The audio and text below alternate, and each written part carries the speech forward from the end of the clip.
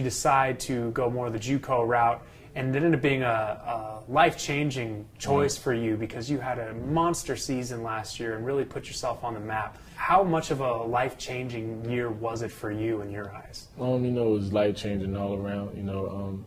Being on the field, after taking 1 year off, just learning, the game speed, even at the junior college level, is much different than high school.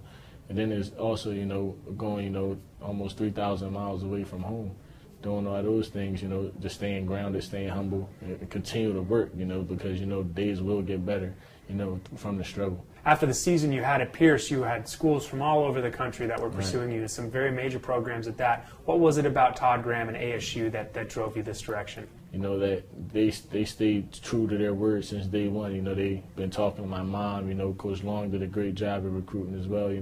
Coach Ty Graham and Coach Norvell, went all the way to Philadelphia to talk to my mother, that I will be the best, man I could be leaving this program, not just a football player, but just to be the best man, because that's more important, leaving, this university. For ASU fans, what can they look at a player like you and be excited about? I do whatever I can, to help, Arizona State win football games, with the deep ball, getting across the middle on them third and longs, just to find the sticks to get that first down, being a big target for Tyler Kelly.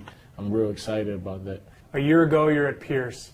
Now you fast forward to today, and you're going to be looking at an opportunity to play at Cowboy Stadium against Notre Dame. If you think back to where you were mentally a year ago, what would you have thought that a year later you were going to get some of these opportunities? A year ago, I would never have thought, I didn't even think I'd be, out of JUCO a year ago, but I got it done.